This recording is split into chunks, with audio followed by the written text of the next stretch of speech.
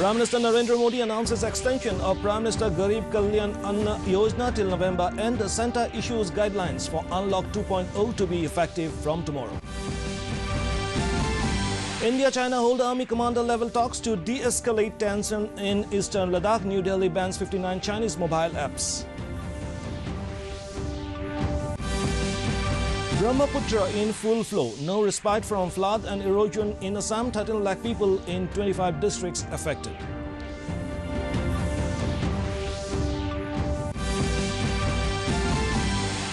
Corona toll goes up to 12 in Assam. Across India, COVID-19 recovery rate improves to 59%.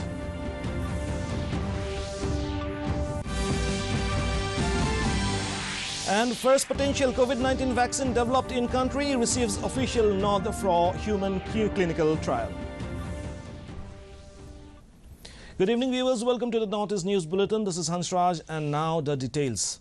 In national news first, Prime Minister Narendra Modi announced today the extension of Prime Minister Garib Kalyan Anna Yojana till November end, helping over 80 crore people to avail of 5 kg free food grains. The Prime Minister said this extension will cost over 90,000 crore rupees. In an address to the nation this afternoon, Modi said that despite rising COVID-19 cases, India is still in a very stable situation due to timely decisions taken by the government. However, he also said that ever since Unlock 1.0 started in the country, negligence in personal and social behavior has been on the rise. His address comes as the government prepares for Unlock Phase 2. Beginning tomorrow with relaxations in night curfew, provision for more domestic flights and trains, and clearance for more than 5 people in a shop. Bharat में भी स्थानीय प्रशासन को इसी चुस्ती से काम करना चाहिए। ये 130 करोड़ देशवासियों के जीवन की रक्षा करने का अभियान है। भारत में गांव का प्रधान हो या देश का प्रधानमंत्री, कोई भी नियमों से ऊपर नहीं है। साथियों, लॉकडाउन के दौरान देश की सर्वोच्च प्राथमिकता रही ऐसी स्थिति न आए कि किसी गरीब के घर में चूल्हा न जले। On the other hand, the centre has issued new guidelines for Unlock 2 to open up more activities in areas outside the containment zones. And the new guidelines will come into effect from tomorrow. It said the lockdown will continue to be implemented strictly in the containment zones till the 31st of July this year. Under the new guidelines, metro rail service, operation of cinema halls, gymnasiums, swimming pools, entertainment parks, theatres, bars, auditoriums, assembly halls and similar places will not be allowed. Similarly, social, political, sports, entertainment, academic, culture and religious functions and other large congregations will not be permitted. It said all activities except this will be permitted outside containment zones. Schools, colleges and coaching institutions will remain closed till the 31st of July. As per the guidelines, night curfew timings are being further relaxed and curfew shall be enforced from 10 p.m. to 5 a.m. The third round of talks between India and China was held today at Oldo Social border post on Chinese side. Commander-level army officials of India and China held the discussions to ease the tensions on the border issue of eastern Ladakh region. Held at Moldo post, the Indian side army delegation was led by General Officer Commanding GOC Fire and Fury Lieutenant General Harinder Singh, while the People's Liberation Army was represented by South Xinjiang Military Division's Major General Lin Lui. Both sides deliberated on the implementation of the decisions arrived in their first meeting on the 6th of June.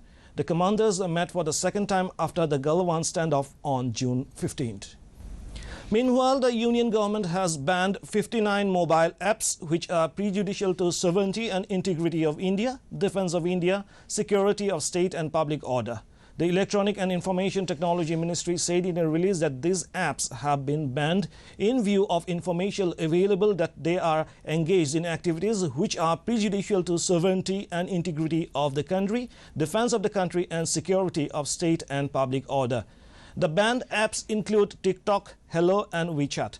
Over the last few years, India has emerged as a leading innovator when it comes to technological advancements and a primary market in the digital space. At the same time, there have been raising concerns on aspects relating to data security and safeguarding the privacy of 130 crore Indians.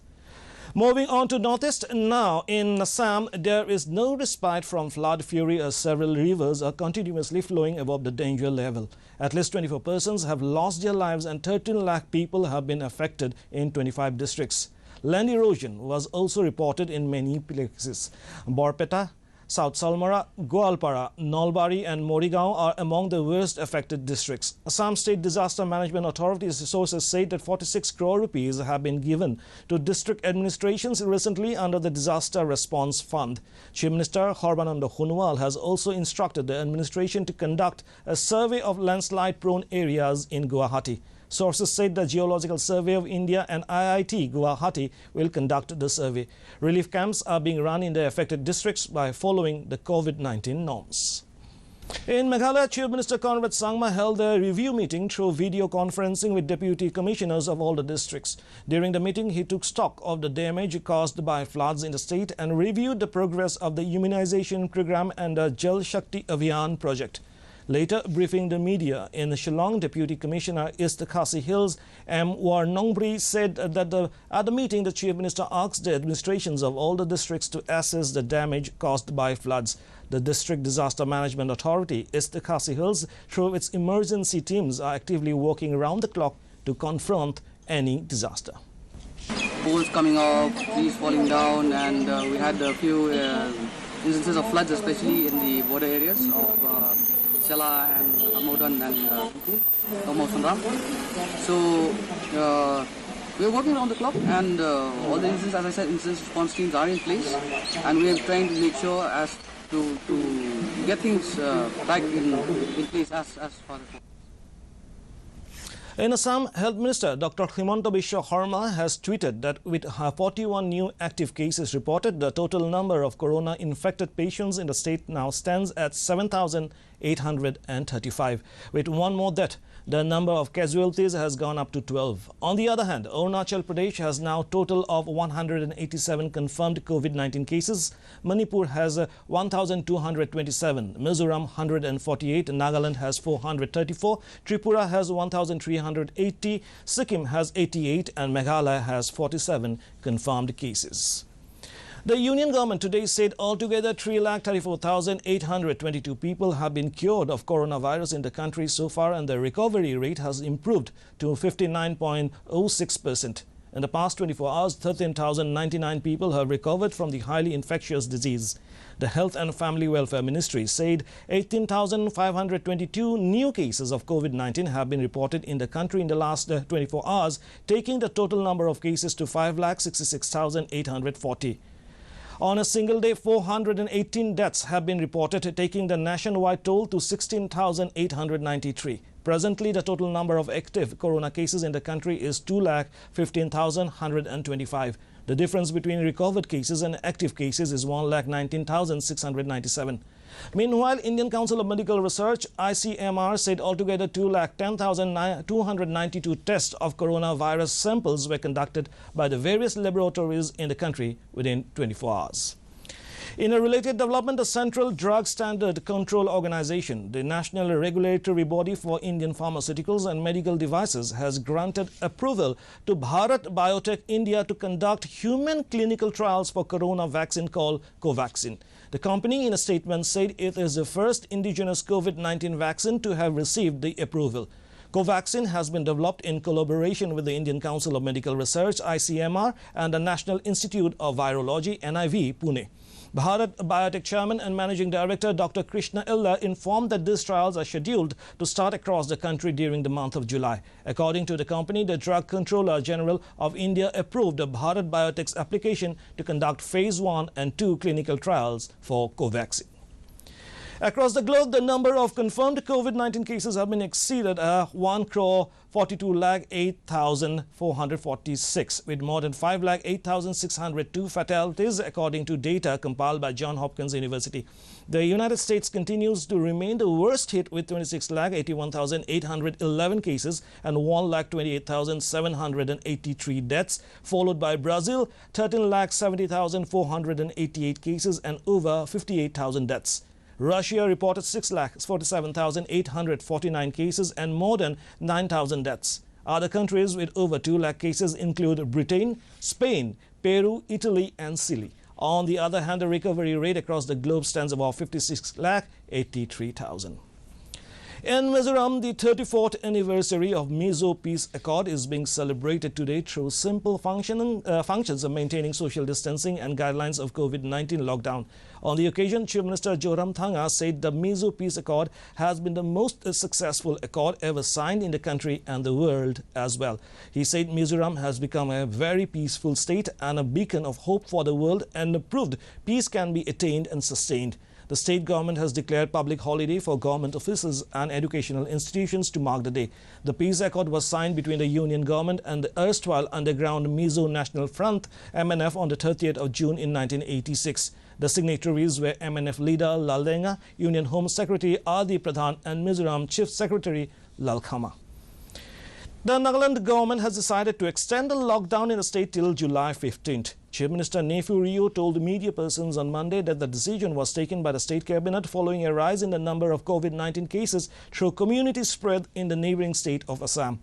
Guidelines on lockdown will continue to remain operative till July 15th in all parts of Nagaland. Guidelines on relaxation for opening of places of worship issued on the 10th of June and guidelines on plying of local taxis and auto rickshaws issued on the 20th of June in the border subdivisions will remain operational during the extended lockdown period. Still in Nagaland, Atmanirbhar Bharat scheme was launched today in Kohima for the migrant and stranded migrant workers by the Department of Food and Civil Supplies. Under the scheme, altogether 3,828 people, including daily wage earners in Kohima district, will be given 5 kg of rice per person per month and 1 kg of pulses per household for 2 months.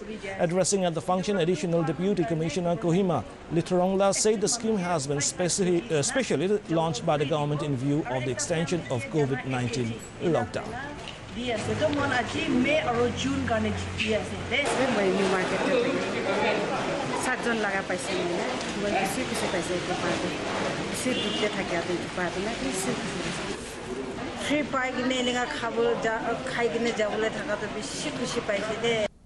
And to end the news, here are the headlines once again. Prime Minister Narendra Modi announces extension of PM Garib Kalyan Anna Yojana till November end. Centre issues guidelines for Unlock 2.0 to be effective from tomorrow. India-China hold army commander level talks to de-escalate tension in eastern Ladakh. New Delhi bans 59 Chinese mobile apps. Brahmaputra in full flow, no respite from flood and erosion in Assam, 13 lakh people in 25 districts affected.